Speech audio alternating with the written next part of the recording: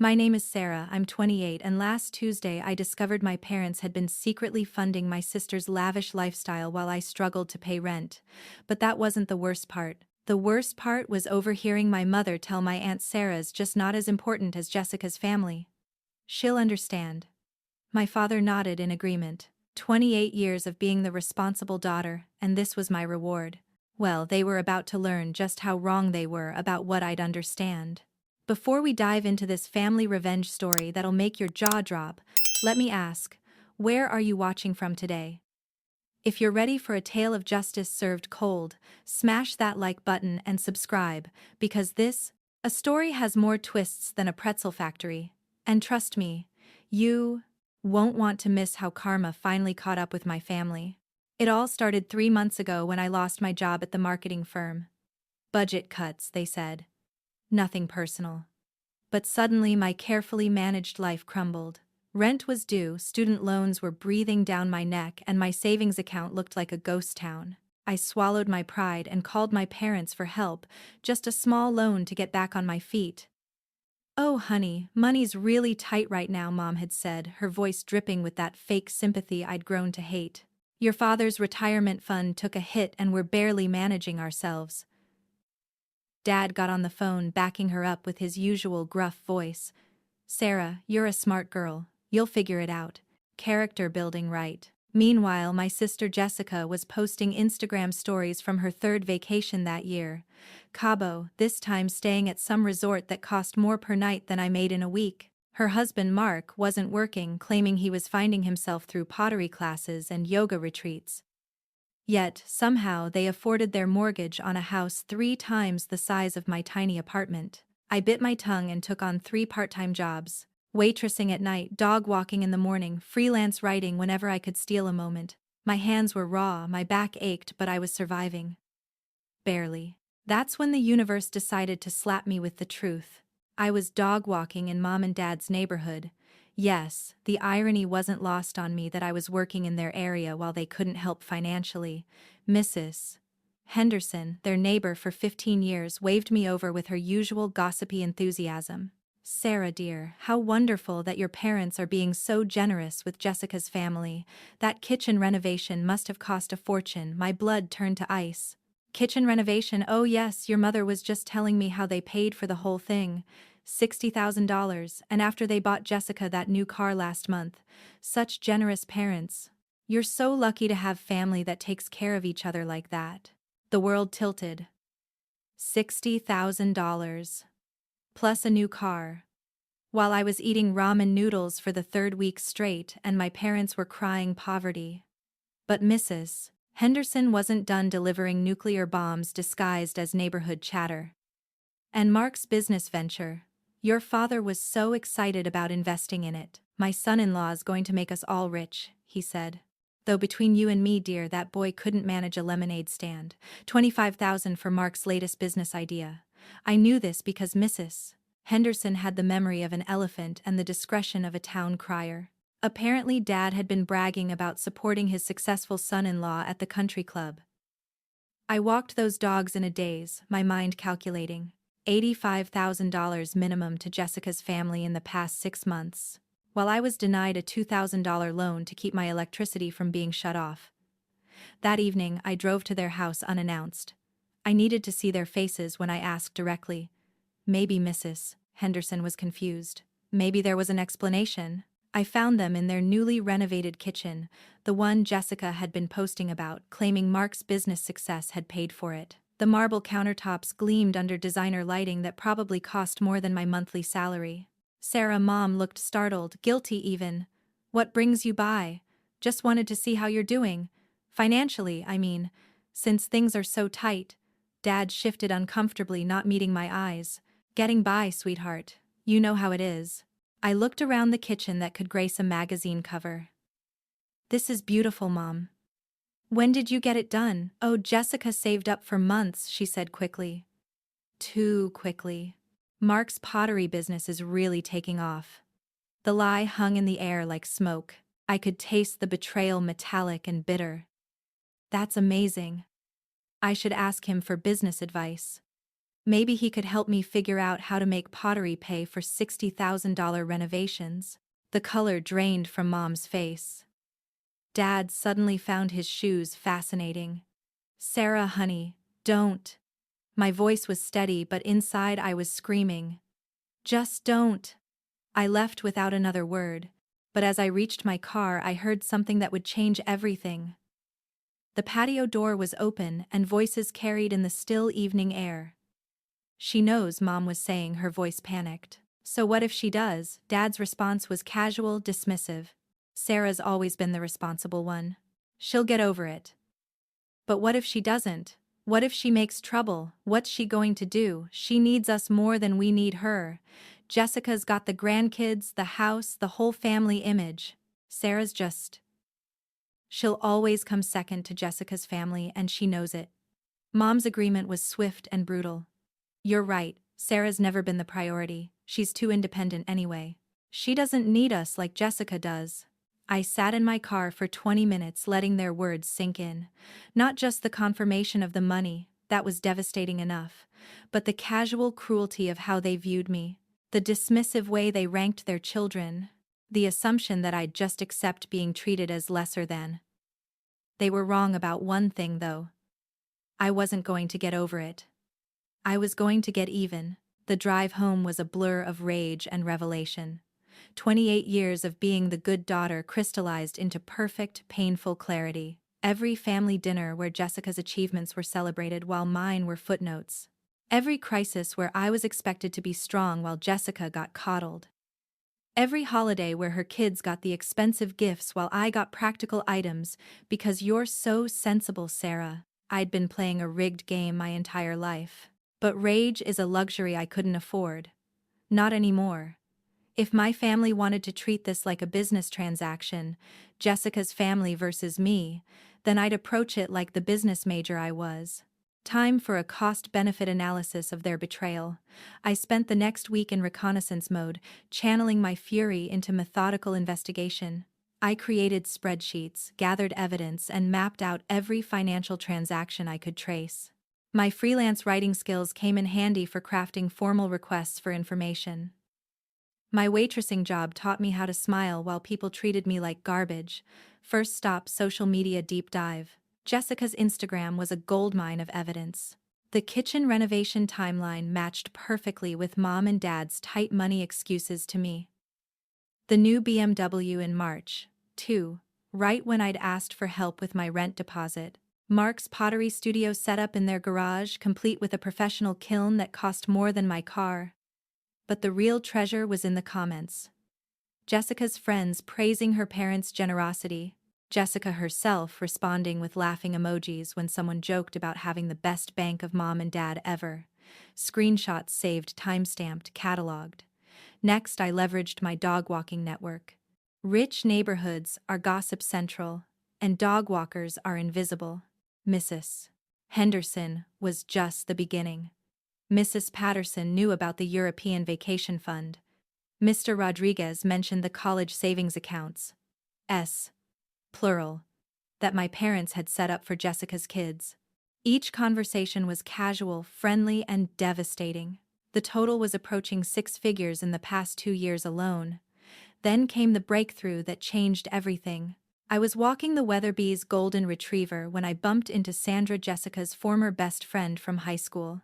They'd had some falling out recently. Jessica's Instagram had been notably Sandra-free.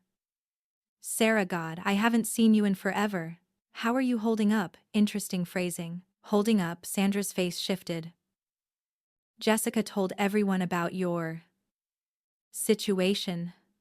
The job loss, the money troubles. She was asking people not to mention it around you because you're too proud to accept help. My smile stayed perfectly in place while my world shifted again. That's thoughtful of her. She mentioned your parents wanted to help, but you refused. Said you were being stubborn about family money. Sandra's expression grew concerned. But honestly, between you and me, I think Jessica's gotten a little too comfortable with your parents' generosity. The way she talks about it sometimes. It's like she expects it. I filed that information away. Family dynamics can be complicated. Tell me about it. That's actually why Jess and I aren't speaking anymore. She asked me to lie to Mark about some purchase, make it seem like I bought something for her so he wouldn't know it came from your parents. I told her I wasn't comfortable with that level of deception. My pulse quickened. Deception. Sandra glanced around, then leaned closer. Mark doesn't know about most of the money. Jessica's been telling him her photography business is doing better than it is. Your parents have been funneling cash through fake photography gigs, pretending to hire her for events that don't exist. The pieces clicked into place. Tax fraud. If they were creating false business income for Jessica, they were lying to the IRS. This wasn't just family favoritism anymore. This was criminal activity. That sounds really complicated, I said neutrally. It is. And your dad's been claiming some of it as business expenses through his consulting firm. Something about marketing consulting fees to Jessica's photography business. It's all connected, and honestly, it makes me nervous, just knowing about it. I walked away from that conversation with a new understanding of my situation. This wasn't just about hurt feelings or unfair treatment anymore. My family had built an elaborate financial scheme to funnel money to Jessica while maintaining plausible deniability about their tight finances. That night, I made a decision that would have horrified the old Sarah. I started documenting everything with the methodical precision of someone building a legal case. Because that's exactly what I was doing. I created multiple backup systems for my evidence. Cloud storage, physical copies, even a safety deposit box with copies of the most damaging materials. If my family wanted to play hardball, I'd show them what a real game looked like. But I needed more than evidence. I needed strategy. And for that, I needed allies. My first recruit was completely accidental. David Chen, the accountant I'd been freelance writing for, noticed my attention to detail with financial documents. "You ever think about forensic accounting?" he asked after I'd caught a discrepancy in a client's books. "You've got the eye for it." "Actually, I might need some advice about financial irregularities," I said carefully. Hypothetically speaking. David's expertise filled in the gaps in my understanding. Without naming names, I described the situation as a case study. His reaction was immediate and serious. Hypothetically, this would be reportable to the IRS. Multiple violations, unreported income, false business expenses, potential tax evasion. The penalties would be severe. How severe? Criminal charges severe. Especially if the amounts are substantial and the deception is deliberate. I thanked David for the academic discussion and left with a much clearer picture of what I was dealing with. My parents hadn't just betrayed me emotionally. They'd committed federal crimes to do it. The old Sarah would have confronted them directly, would have demanded explanations and apologies. The old Sarah believed in family loyalty and second chances. But the old Sarah was dead. She'd died in their kitchen while listening to them dismiss her worth like she was a line item in a budget. The new Sarah understood that sometimes justice requires patience. Sometimes revenge is a dish best served with legal documentation and IRS forms. I had 3 goals now: expose the truth, protect myself legally, and ensure consequences that matched the crime. My family had taught me that love was conditional and loyalty was a one-way street. Time to teach them that actions have consequences. 2 weeks into my investigation, I realized I needed professional help. The financial web my family had woven was more complex than I'd initially understood, and I couldn't navigate it alone. That's when I met Rebecca Martinez, and my amateur revenge plot transformed into something far more sophisticated. Rebecca was a forensic accountant, specializing in family financial disputes. I found her through David's referral, and our first meeting was supposed to be a consultation about protecting myself from potential family financial entanglements. What it became was a masterclass in methodical justice. "Your family has created what we call a web of financial deceit," Rebecca explained, reviewing my evidence with professional detachment. "The fake photography contracts alone constitute tax fraud. The business expense claims through your father's consulting firm add money laundering charges. And the systematic exclusion of you from financial benefits while maintaining facade of equal treatment. That's actually relevant in several legal contexts." She spread out charts and timelines that made my amateur spreadsheets look like kindergarten art projects. "Sarah, you've uncovered approximately $137,000 in questionable transfers over 3 years. This isn't family favoritism anymore. This is organized financial fraud. The number hit me like a physical blow. $137,000. While I'd been eating canned soup and working 3 jobs. What are my options? I asked, surprised by how steady my voice sounded. Legally, report them to the IRS, potentially the FBI if the money laundering angle develops. Personally, that's up to you, but I'd recommend securing your own financial position first. These situations can get ugly fast. Rebecca's advice was gold. She helped me set up protective measures, separate banking, credit monitoring, even a legal consultation with her partner who specialized in family law. We discussed timing, evidence preservation, and most importantly, how to protect myself from retaliation. Your family has shown they're willing to lie, cheat, and manipulate financial systems, Rebecca warned. Once they realize you're a threat to their scheme, they might try to discredit you or claim you're unstable. We need to establish your credibility before making any moves. That weekend I got an unexpected ally when my cousin Marcus called. Marcus was Dad's nephew, and we'd always gotten along well despite the 10-year age gap. He was calling about Thanksgiving plans, but the conversation took an interesting turn. Your parents seem really stressed lately, he mentioned casually. Uncle Dave was asking weird questions about tax law at the family barbecue. Something about business consulting and photography contracts. Made no sense, honestly. I kept my voice neutral. Dad's always been weird about taxes. Yeah, but this was different. He seemed worried. And your mom kept changing the subject whenever Jessica's business came up. Plus, Jessica was being super defensive about her photography work. When my mom asked to see her portfolio, Jessica acted like it was classified information. Marcus was a software engineer with a logical mind and no tolerance for family drama. More importantly, he'd never been part of the inner circle that excluded me. I made a calculated decision. Marcus, can I ask you something in confidence? Have you noticed anything off about how our family talks about money lately? The pause was telling. Actually, yeah. It's like there are conversations happening that the rest of us aren't part of. Why? I gave him a careful version of recent events. Nothing about my investigation, just the basic facts about being denied help while Jessica received massive support. His reaction was immediate and angry. That's absolute bullshit, Sarah. You've always been the responsible one. Jessica's been coasting on being the favorite since high school. I'm not looking for sympathy, I said. I just wanted to know if I was imagining things. You're not imagining anything. And honestly, some of us have been talking. Jessica's lifestyle doesn't match her supposed income, and Uncle Dave's been acting sketchy about money stuff. My mom thinks something's up too. Another piece clicked into place. The extended family had noticed inconsistencies. If I played this right, I wouldn't be a lone voice making accusations. I'd be confirming suspicions that already existed. The breakthrough came 3 weeks later, and it was beautiful in its simplicity. Jessica called me crying. Real tears, real panic, and for just a moment I felt a flicker of the old protective instinct. Then she started talking. Sarah, I need your help. The IRS is asking questions about my photography business and I don't know what to tell them.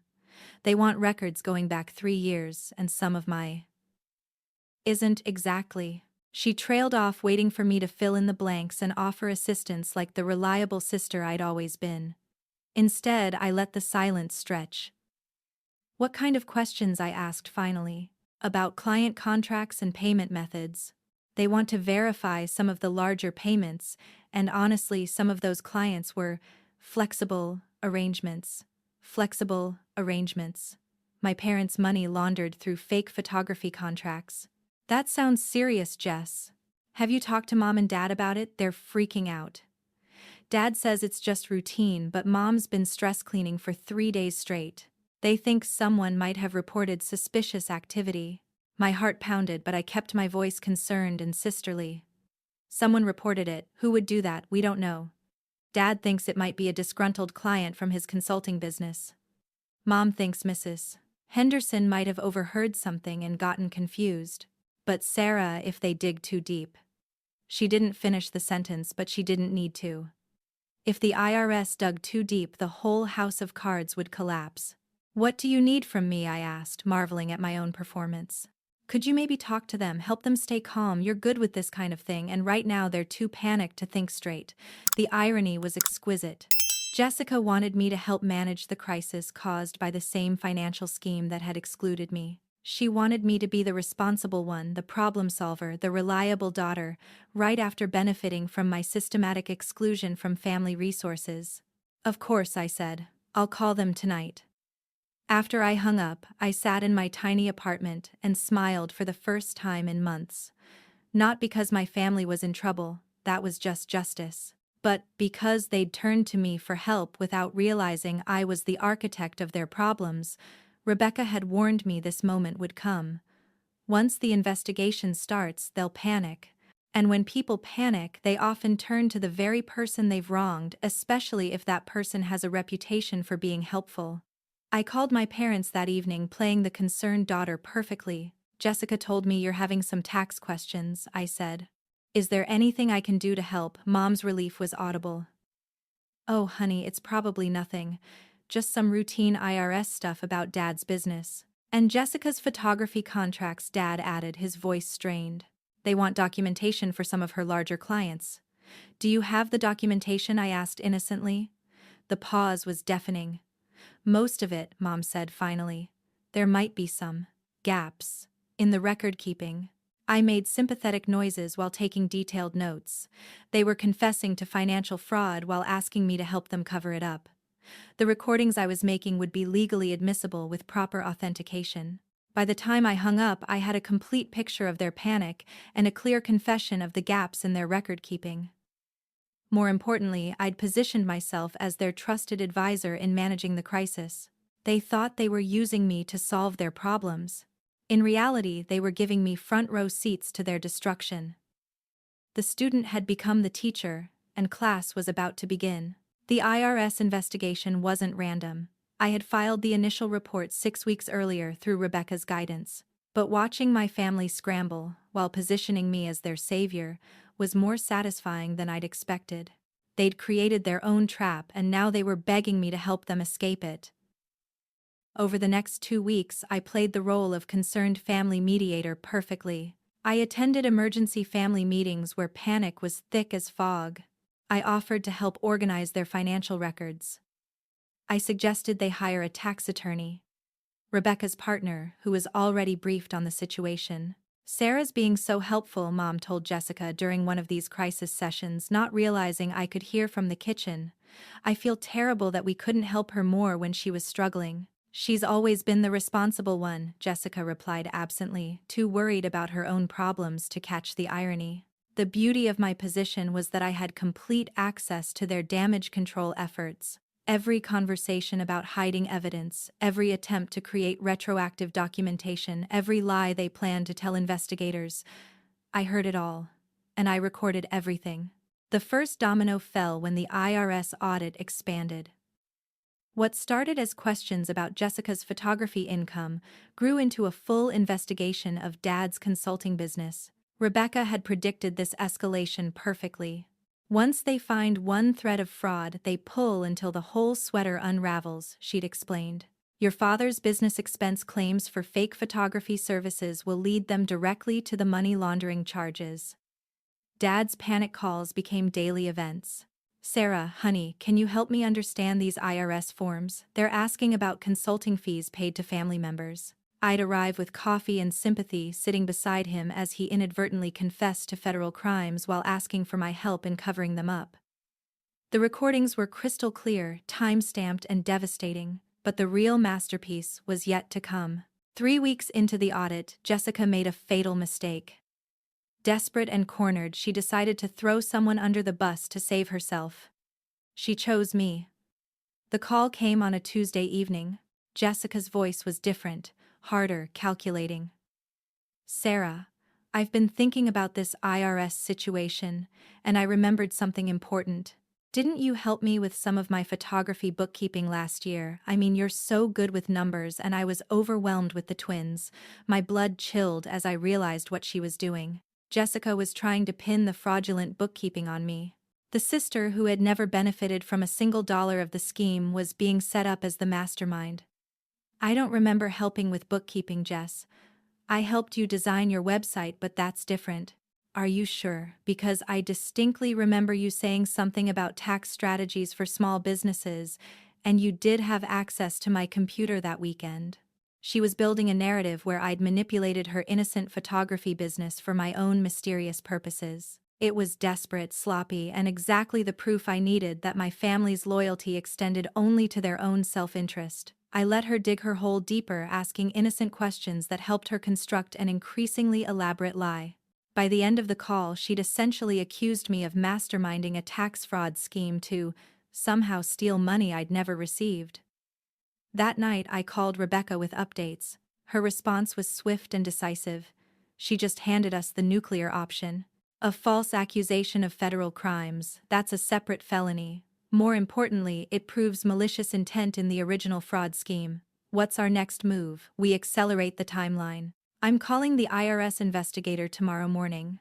It's time to reveal that they have a cooperating witness who's been documenting everything from the inside. The reveal was scheduled for Friday afternoon at the IRS field office. I'd been working with investigators for 2 weeks by then, turning over recordings, financial records, and documented evidence of the fraud scheme. But my family still thought I was their ally in crisis management. I told them I was meeting with a potential client about freelance work. Instead, I was sitting across from Special Agent Williams, providing the final pieces of evidence that would destroy their lives. Miss Thompson, thanks to your cooperation, we have enough evidence for criminal charges against all 3 conspirators, Agent Williams explained. The recorded confessions, the financial documentation, and the attempted obstruction of justice through false accusations. It's an airtight case. What happens next? Arrests will be made Monday morning.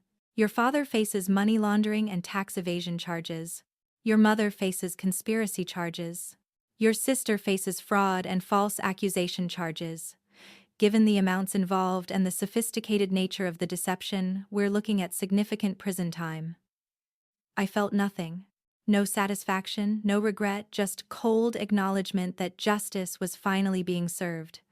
The weekend was surreal. My family continued calling me for help with their tax problems, completely unaware that I'd handed investigators everything they needed to destroy them. I attended Sunday dinner, like always, listening to their increasingly desperate plans to deceive federal investigators while I smiled and offered supportive comments. "You're such a good daughter, Sarah," Mom said as she walked me to my car. "I don't know what we'd do without you in our corner." Monday morning arrived with sirens. I was at my waitressing job when the arrests happened, but Marcus called with live updates. Federal agents at Dad's office. Handcuffs at Jessica's house while her kids watched from the neighbor's yard. Mom arrested at the grocery store, leaving a cart full of food in aisle 7.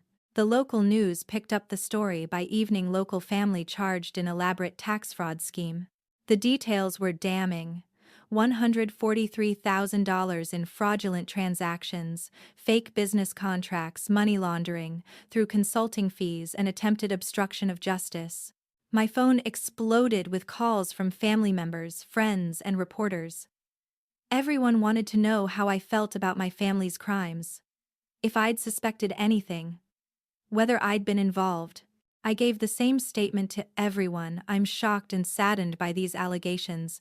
I had no knowledge of any illegal activities, and I'm cooperating fully with authorities. It was perfectly true. I had been shocked. Shocked by their casual cruelty and systematic exclusion. I was saddened. Saddened that it had taken federal crimes to reveal their true nature. And I was definitely cooperating with authorities. By Tuesday, the full scope of their betrayal was public record. The fake photography contracts, the money laundering, the systematic financial abuse of family relationships, and Jessica's attempt to frame me as the mastermind. The irony wasn't lost on anyone who knew our family dynamics. The responsible daughter, the one who'd always been overlooked and undervalued, had been the one to bring justice. But the best was yet to come. The aftermath was swift and brutal. Within 48 hours, my family's carefully constructed facade crumbled into radioactive dust, taking their reputations, relationships, and futures with it. Dad's consulting business died instantly. His clients fled like rats from a sinking ship, terminating contracts and demanding audits of their own accounts. The country club where he'd bragged about his successful son-in-law quietly revoked his membership. His retirement accounts were frozen pending investigation, and the house went into immediate foreclosure as legal fees devoured their savings. Jessica's world imploded even faster. Mark filed for divorce within a week, claiming he'd been an unknowing victim of her deception. The custody battle was ugly and public, with Mark's lawyer painting Jessica as a criminal who'd endangered their children's stability through financial fraud. Her social media went dark after reporters started asking her followers about the successful photography business that turned out to be a money laundering front. But Mom's fall was the most devastating to watch. She'd built her identity around being the perfect suburban matriarch, the woman who hosted flawless dinner parties and volunteered at every charity event. Now she was the woman whose family photo appeared next to headlines about federal fraud charges. The ladies' auxiliary expelled her. The church council asked her to step down. Even Mrs. Henderson crossed the street to avoid awkward conversations.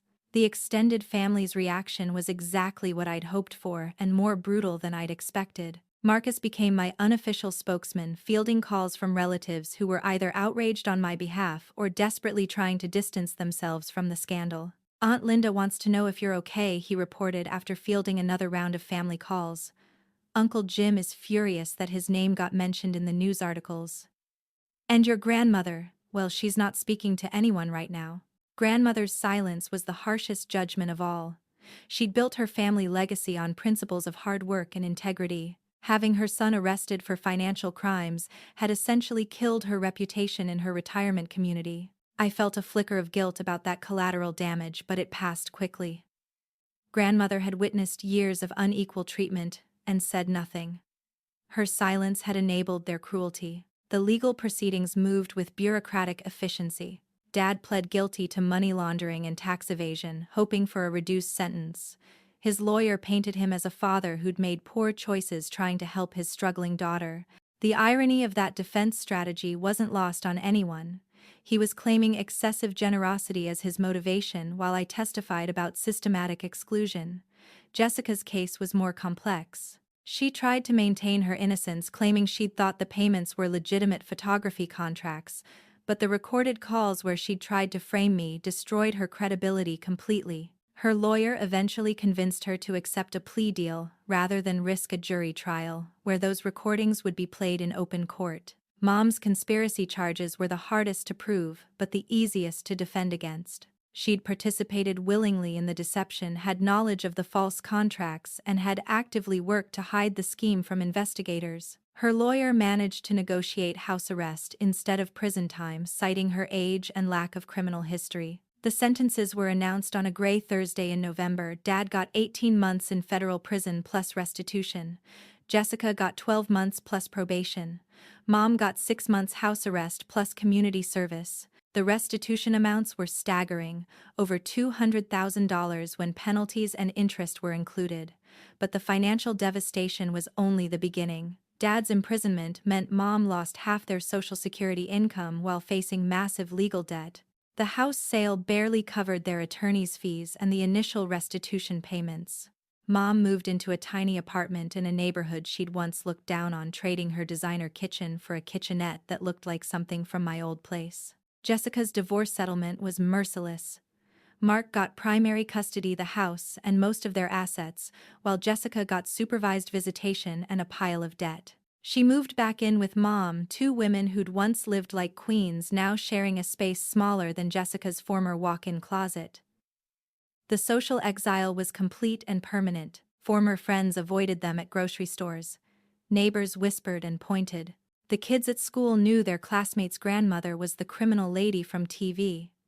Jessica's children were ashamed of their mother, a wound that would probably never heal. Meanwhile, my life was transforming in ways I'd never expected. The media attention brought unexpected opportunities.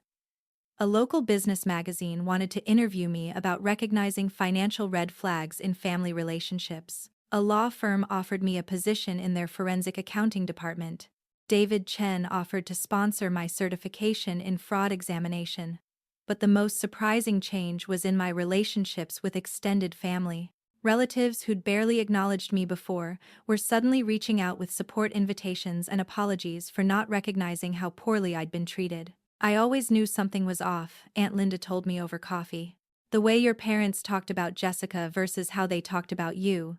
But I thought it was just typical family favoritism, not this level of systematic abuse." Marcus became my closest ally, organizing family gatherings that deliberately excluded the convicted criminals, while centering me as the family member who'd shown real integrity under pressure. "You did what none of us had the courage to do," he said. "You held them accountable when everyone else was pretending not to notice how screwed up it all was." The vindication was sweet, but it came with unexpected complications. Some family members expected me to be magnanimous in victory, to show mercy and maintain family unity. When I refused to visit my parents or accept Jessica's tearful apology calls, some people thought I was being cruel. "They're still your family," one well-meaning aunt suggested. "Maybe it's time to start healing." But healing requires acknowledgement of harm, and my parents had spent their incarceration claiming they'd been trying to help Jessica, not hurt me. They'd pled guilty to financial crimes while maintaining innocence about emotional abuse. Jessica blamed her actions on desperation and poor judgment, never acknowledging the years of taking while I struggled. There would be no reconciliation because there had been no recognition. They were sorry they'd been caught, sorry they were facing consequences, sorry their comfortable lives had been destroyed. But they weren't sorry for treating me like I was worthless. And honestly, I preferred it that way. Their continued denial made my choice easy. Some bridges deserve to burn. The only regret I carried was that it had taken federal charges to reveal what should have been obvious to anyone paying attention. But that wasn't my failure, it was theirs. They'd taught me that family loyalty was conditional, that love was a zero-sum game, and that my worth was always secondary to Jessica's needs. They'd just never expected me to learn those lessons so thoroughly. 2 years later, I'm writing this from my new office at Chen & Associates, where I'm now a certified fraud examiner specializing in family financial abuse cases. The irony isn't lost on me that my family's betrayal became my career specialization, but there's something poetic about turning their weapons into my tools for justice. Rebecca Martinez became my mentor and eventually my business partner. We've helped dozens of families untangle financial manipulation, and I've testified in several high-profile cases about recognizing the warning signs of family financial abuse. My story has become a case study in forensic accounting programs across the country. The personal transformation has been even more dramatic than the professional one.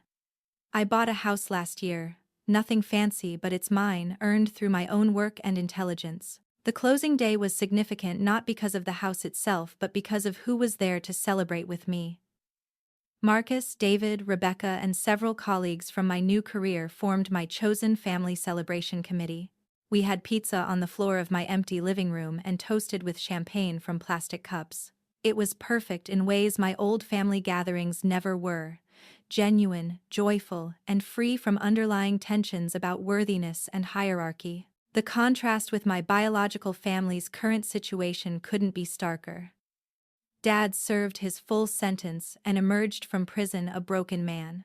His consulting business was permanently destroyed, his professional reputation was radioactive, and his health had deteriorated significantly during incarceration. He works now as a night security guard, a job that pays barely above minimum wage and requires no professional references. Mom's house arrest ended, but her social exile is permanent.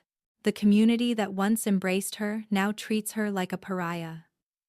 She volunteers at a food bank, court-ordered community service that became her only social outlet. We run into each other occasionally at grocery stores, exchanging awkward pleasantries that acknowledge our shared DNA while confirming we're strangers now. Jessica's story is perhaps the most tragic, though I struggle to feel sympathy for someone who tried to destroy me to save herself. Her relationship with her children never recovered from the scandal and divorce. Mark remarried a woman who makes it clear that Jessica's kids should minimize contact with their criminal mother. Jessica works 2 retail jobs to pay restitution and child support, living in the same kind of financial uncertainty I once faced, except she earned her suffering through choices while mine was imposed through systematic exclusion. She's attempted reconciliation several times, usually around holidays or significant family events. The letters and voicemails follow a predictable pattern: acknowledgement of mistakes, claims of personal growth, and requests for forgiveness that would somehow restore family relationships. I don't respond to these overtures not out of cruelty but out of clarity. Forgiveness requires genuine accountability, and Jessica's apologies always focus on consequences rather than choices. She's sorry about the investigation, sorry about the legal troubles, sorry about losing her lifestyle, but she's never expressed understanding of how decades of systematic favoritism affected me, or acknowledged her role in the firsting of Hugh, maintaining a family structure that treated me as disposable. The extended family has largely sided with justice over genetics. Marcus hosts family gatherings where I'm welcomed and celebrated, while my parents and Jessica are notably absent. Holidays are smaller now but infinitely more pleasant without the undercurrent of favoritism and manipulation that used to poison every family event. Grandmother lived long enough to see the first year of aftermath before passing away quietly in her sleep. Her will was a final statement of values. She left her house to me and Marcus equally, with a note expressing pride in our integrity during difficult circumstances. My parents received nothing. Jessica received nothing. The message was clear: character matters more than genetics. The professional recognition has been gratifying in unexpected ways. Last month, I gave a keynote presentation at a national conference about financial fraud prevention. The audience was primarily law enforcement and forensic accountants, people who understand that justice sometimes requires family members to hold each other accountable for criminal behavior. During the Q&A, a young woman asked how I'd managed the emotional aspect of investigating my own family. My answer surprised even me with its clarity. I realized that real family members don't systematically abuse each other financially while claiming to love you. Real family members don't exclude you from opportunities while funding extravagant lifestyles for others. And real family members definitely don't try to frame you for crimes when they get caught. The applause was sustained and genuine. That evening, I called Marcus to debrief about the conference. Our relationship has evolved into something I never had with Jessica: mutual respect, genuine support, and equality in giving and receiving care. "You know what's funny," Marcus said during our call. "I have more actual family relationship with you now than I ever had when everyone was pretending that genetics meant automatic loyalty." Cutting out the toxic people made room for real relationships to grow. He was right. My chosen family, colleagues, friends, mentor relationships, and the few biological relatives who proved worthy of trust, provides everything I'd wanted from my original family: support, celebration of achievements, presence during difficulties, and mutual respect. The financial restitution payments arrive: monthly court-ordered transfers from their struggling budgets to my thriving bank account. The amounts are small compared to what they stole over the years, but the symbolism is powerful. Every month they're forced to acknowledge their debt to me in the most concrete way possible. I donate most of the restitution money to organizations that help families affected by financial abuse. It feels appropriate to transform their theft into resources for other victims, continuing the cycle of justice beyond my personal situation. Sometimes I imagine what might have happened if they'd simply treated me fairly from the beginning. If they'd offered me the same financial support they gave Jessica, the same emotional investment, the same benefit of the doubt during difficult times, would we all still be gathering for family dinners, celebrating birthdays, building the kind of multi-generational relationships that look so appealing on social media? But that alternative reality requires them to have been fundamentally different people than they actually were. People capable of fairness don't systematically favor one child over another for decades. People capable of genuine love don't dismiss their children's worth so casually. People capable of integrity don't build elaborate financial fraud schemes to fund their favoritism. They were exactly who they proved themselves to be. When consequences arrived, people who valued comfort over character appearances, over authenticity, and self-interest over family bonds. My only regret is that it took me 28 years to accept that reality and act accordingly. The question I get asked most often is whether I think family reconciliation is possible or advisable. My answer depends on the specific circumstances, but I always emphasize that reconciliation requires genuine accountability from all parties, not just forgiveness from the wronged person. Real change requires acknowledging specific harmful behaviors, understanding their impact, and demonstrating different choices over time. Expressions of general regret about how things worked out aren't enough to rebuild trust after systematic betrayal and criminal behavior. As I finish writing this story, I'm preparing for another family celebration, Marcus's promotion at his engineering firm. The gathering will include chosen family members who've proven their loyalty through actions, not genetics. We'll celebrate genuine achievement without underlying competitions or comparisons. We'll support each other because we choose to, not because we're obligated by shared DNA. Have you ever had to choose between family loyalty and personal justice? Have you experienced systematic favoritism that made you question your worth within your own family? I'd love to hear your stories in the comments below. Sometimes knowing we're not alone in these experiences makes all the difference. If this story resonated with you, please hit that like button and subscribe for more tales of justice, accountability, and the power of choosing character over comfort. Share this with someone who might need to hear that they deserve better treatment, even from family members who claim to love them. Thank you for listening to my journey from the forgotten daughter to someone who refused to stay forgotten. Remember, sometimes the family that truly loves you is the one you build yourself with, people who prove their worth through consistent actions rather than demanding loyalty through shared genetics. Life has a way of teaching us exactly what we're worth, and sometimes that education requires us to become our own teachers, advocates, and sources of justice.